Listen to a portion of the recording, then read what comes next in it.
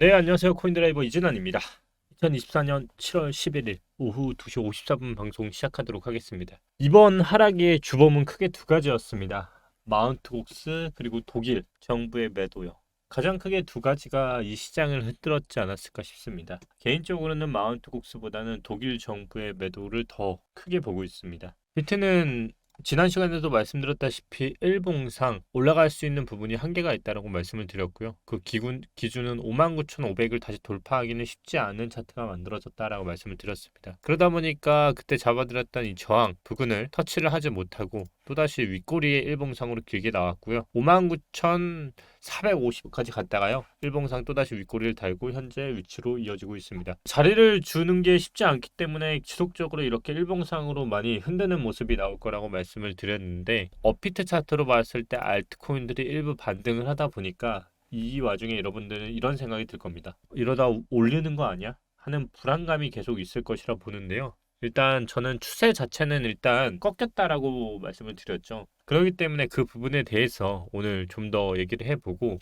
그렇다면 이제 우리가 사야 할 곳은 어딘가 한번 체크해 보도록 하겠습니다. 이번 하락에 나와서 반등을 했던 이 포인트에 여러 가지 많은 얘기들이 나오고 있습니다. 그 대표적인 게 아마 블룸버그가 BTC의 저점 매수 물량 대거 유입이라는 코멘트가 나오고부터 이게 이번 하락에 진짜 많은 기관들이 산 거 아니야 라는 의문을 달고 계실 거라 생각을 하는데요. 뭐 알 수는 없겠지만 제가 생각하기에 그거는 아직 시기상조라고 볼 수가 있습니다. 왜냐하면 블룸버그가 나타나고 있는 ETF 이번 투자자들의 데이터를 보면 분명히 유의미한 데이터에 매수 세력이 들어온 건 맞습니다. 하지만 그 데이터는 2거래일 동안 미국 현물 ETF에 4억 3천만 달러의 순 유입된 것은 사실 매도한 것보다 적고요. 이 데이터를 과거 지표와 비교해 볼 필요가 있는데요. 떨어진 만큼 반등이 나오는 것은 너무 많이 떨어졌기 때문에 나오는 것뿐이지 제가 생각하기에는 아직 이거는 떨어진 만큼 그냥 일부 반등이라고 생각하는 데이터라고 생각을 합니다. 지금 보시는 데이터 지표를 보면요. 이번 하락 반등이 가격에 영향을 줄 수 있는 양만큼 매수 세력이 들어왔는지를 볼 수 있는 데이터인데요. 아직까지 축적이 일어났다고 말하기 어려운 수준입니다. 왜냐하면 보시는 것과 같이 현재 구간에 보이는 것처럼 기존의 매도에 비해서 매수가 들어온 것은 사실 극히 일부분입니다. 거의 3분의 1 정도밖에 되지 않고요.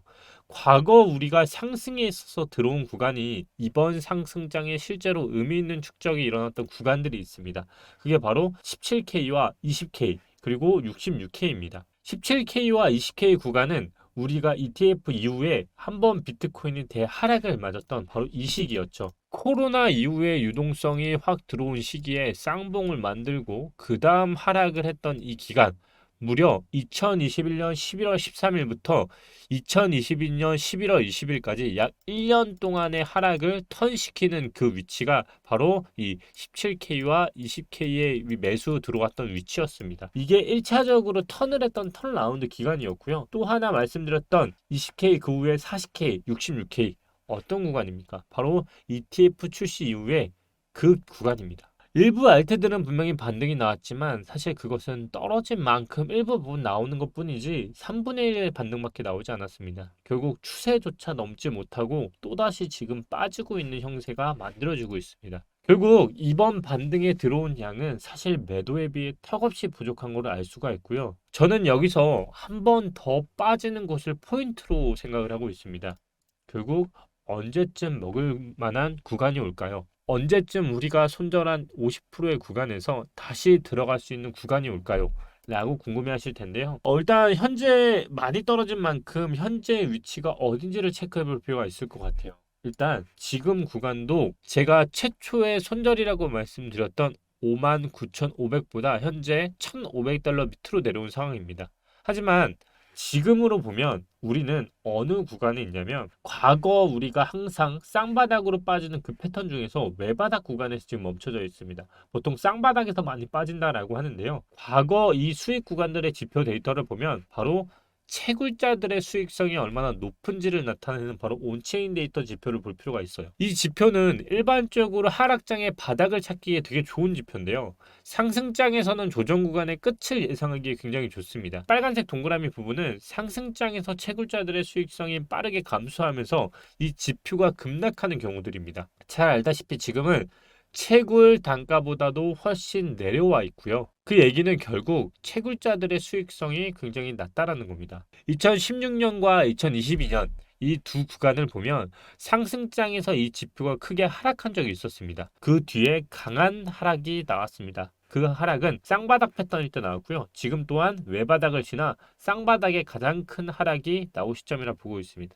결국 저는 비슷한 움직임이 포착이 될 거라 보고 있고요. 정확한 조정 기간의 끝은 확신하기는 어렵지만 멀지는 않았다라고 봅니다. 오해하지 말으셔야 할 게 반등을 말씀드리는 거지 상승을 말씀드리는 게 아닙니다. 결국 지금으로서 우리가 봐야 할 뒤에 악재들은 분명히 있지만 지금 하락을 한 깊이도 분명히 많이 하락을 했고요. 추세의 끝을 벗어났기 때문에 반전을 돌릴 수 있는 일부 상승 구간이 어디인가를 물어보면 그 시간은 곧 이제 나올 것이라 보고 있고 제가 생각해 봤을 때 그 구간은 40K에서 50K라 보고 있는데 이 부분은 뒤에 영상의 차트에서 다시 말씀을 드리도록 하겠습니다. 그러면 이 하락을 이끄는 것들이 어떤 재료가 있을까를 생각해 보면 저는 아무리 생각해 봐도 사실 금리라고 생각을 합니다. 아시다시피 오전부터 국내로 따지면 이창용 한국은행 총재는요. 대한민국의 물가가 진전이 되고 있고 미국 금리와는 달리 우리가 먼저 상향을 하고 계속적으로 8개월째 동결을 하고 있는 것처럼 금리에 대한 방향성이 바꿀 상황이 조성됐다라면서 처음으로 입을 뗐습니다.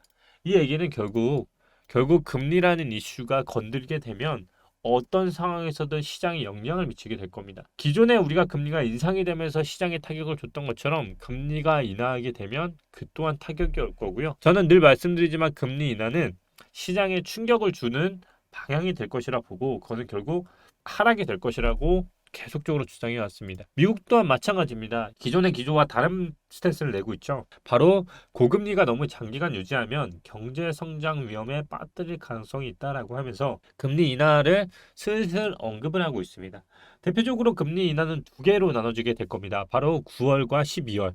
둘 다 지금 70%대로 인하에 대한 가능성이 굉장히 높습니다. 결국 저는 예상했던 대로 9월에 시행이 될 것이라 보고 있고요. 이제 불과 60일도 남지 않았습니다. 금리가 인하하는 순간 저는 시장에 타격이 있을 거라 보지만 바로 금리가 한 번에 2%까지 떨어지는 게 아니기 때문에 또다시 금리는 우리가 올랐을 때 1포인트 0.5% 이렇게 올랐던 것처럼 떨어질 때도 어떻게 떨어지나에 따라서 바운스를 주는 형태로 이어질 것이라 보고 있고요. 이렇게 불안정한 금리에 대한 이슈가 9월에 있다라고 산정을 해보면 결국 차트적으로 기간은 현재 기준으로 우리는 7월 11일에 머물러 있는데요. 바로 9월 기준으로는 이 박스권 요 안에서 차트가 만들어진다는 얘기입니다. 그러면 방금 말한 것처럼 인하라는 이슈가 하락이라는 이슈와 굉장히 확률적으로 높다라고 비교를 해보면 이 차트 안에서 우리가 가는 거는 위가 아닌 아래로 하방으로 향할 가능성을 그래도 볼 수 있다는 거겠죠. 그러면 우리는 남은 60일 동안에 어떤 차트에 대한 전략을 짜야 할까요? 이 차트는 아마 비트가 일봉상 어느 정도 시간을 끄는 흐름이 계속적으로 저는 나올 거라 말씀을 드렸다시피 일봉상으로 보면 이렇지만 4시간 봉으로 보면 사실 차트는 굉장히 정석적인 차트를 가고 있습니다. 바로 어디쯤일까요? 바로 정석적인 차트는요. 비어 플래그 패턴인데요. 저는 지금의 비트는 결국 아래와 같은 그리고 오른쪽 그림과 같이 현재의 위치 비트와 비슷한 흐름으로 가고 있지 않나 싶습니다. 결국 지금의 흐름을 판단할 수 있는 것은 방금 말씀드렸던 이 흐름 안에서 가고 있을 것이라 보고 있고요. 그 시간적으로만 보더라도 지금 이 흐름이 거의 어느 정도 방향성이 나오려고 하면 이제 다음 주부터는 시장이 어느 정도 방향을 일으킬 거라 보고 있고요. 결국 이 패턴이 완성이 됐을 때 또다시 하방으로 가게 되면 애초에 보고 있었던 결국 40K 아니면 50K 이 라인에 걸릴 텐데요. 이 하방으로 갔을 때 차트가 빠지는 것은 결국 아래 꼬리의 영역이기 때문에 정말 최악으로 40K까지 빠진다? 그 위치는 그러면 여기에 위치하게 될 겁니다. 여기에 위치하게 되기 때문에 이 조정의 깊이가 굉장히 깊어지겠죠. 그러면 결국 이 추세 라인조차도 벗어나는 흐름이 만들어지고 있기 때문에 일단은 46K 저는 여기서 길게 아래 꼬리까지 포함하면 요 정도. 요 안에서 결국 저는 매수 타이밍을 좀 보고 있다라고 생각하시면 되고요. 매수 타이밍에 대해서 제가 들어가는 거 궁금하신 분은 지금 나오는 하단 댓글 텔레그램 무료 입장하시면 되고요. 댓글 보시면서 브리핑 계속 받아보시면 되고, 그래서 저는 당분간은 일단은 계속적으로 관망을 하면서 일단은 시장 상황을 좀 지켜볼 생각입니다.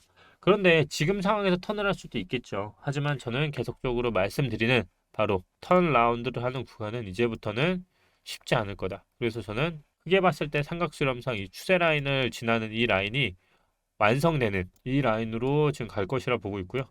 요 라인. 근데 여기를 돌파하는 흐름이 확실히 나와야 그때 이제 추세가 전환이 된 거지.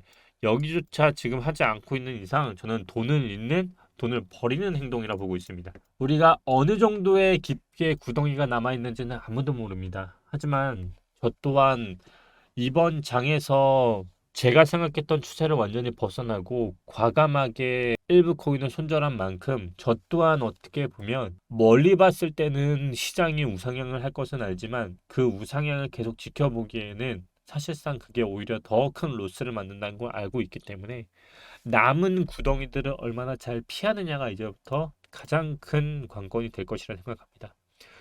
우리는 첫 번째, 두 번째, 세 번째, 네 번째 이 구간상 네 번째 구간의 구덩이를 만나지 말고 이 구덩이 중에 일부 구덩이만 잘 피해 가더라도 우리는 이 장투를 잘 버텨낼 수 있을 것입니다. 과거에도 말씀드렸다시피 우리가 정말 상승장을 가기 위해선 평균적으로 30% 이상의 하락들이 나왔습니다. 지금은 그저 하락이라고 하기에는 너무 고점 대비 적게 떨어졌고요. 보시는 것처럼 과거의 상승장들은 평균적으로 마이너스 35%, 하지만 지금은 24%밖에 되지 않습니다. 이거를 대입했을 때 고점 대비 마이너스 35%의 구간은 딱 떨어지게도 첫 번째 46K 구간에 걸리게 됩니다. 결국 아래 꼬리가 어디까지 달릴지는 모르겠지만 저는 일단 지금은 시간상 일봉상으로 끌고는 있지만 베어 플래그 패턴처럼 지금은 또다시 떨어지기 위한 차트를 그리고 있다라고 판단을 하고 있습니다. 이제 곧 가상자산 관련해서 투자자를 보호하는 투자자 보호법이 본격적으로 시행되기 시작합니다. 아마 19일부터 업비트에서 투자자 보호 시스템으로 호가창 감시 제도가 도입되는 것으로 알고 있습니다. 이 얘기는 정말 안타깝게도 과거처럼 등락률이 수백 프로, 수천 프로가 나오는 것은 이제 앞으로 불가능할 것입니다. 왜냐면 과거에는 그렇게 세력들이 만들 수 있었지만 이제는 그렇게 했다가는 철컹철컹을 하게 될 테니까요. 그만큼 이제 시장은 안정적으로 돌아가고 있습니다. 그래서 우리는 과거의 영광에서 벗어나고 지금 이 시장을 현재를 얼마만큼 그대로 받아들이고 우리가 먹을 수 있는 구간이 얼마큼 있는지를 잘 챙겨보면서 바라봐야 할 때가 아닌가 싶습니다. 장이 슬슬 조금씩 빠지는 모양새가 나오고 있습니다, 여러분. 아까도 말씀드렸던 우리가 몇 번째 웅덩이일지 모르지만 그 웅덩이를 조금씩 피해가면서 너무 깊게 빠지지 않는 그런 상황으로 잘 투자하면서 마지막 모두가 공포에 떨 때 우리는 매수를 하면서 잃어버린 시드도 찾고 반등이 상승으로 이어지는 반등이 나올지 아니면 과거에 제가 짚어드렸던 모두가 영광에 취할 때 잡고 팔고 나와야 한다라고 했던 것처럼 단순 반등인지는 이제부터 또다시 영상으로 우리가 하나씩 찾아내면 될 것 같습니다. 여러분, 저는 희망찬 얘기로 무조건 상승이라고 하지 않을 겁니다. 앞으로도 그럴 것이고요. 하지만 이때처럼 저는 무조건 상승은 없다. 이번에 빠져나와 다음 기회가 있다는 것처럼 이번에 빠지게 되면 이번 손절이 우리는 최고의 선택이었다는 걸 알게 될 것입니다. 오늘도 이진환이었고요. 내일 영상에서 찾아뵙도록 하겠습니다. 감사합니다.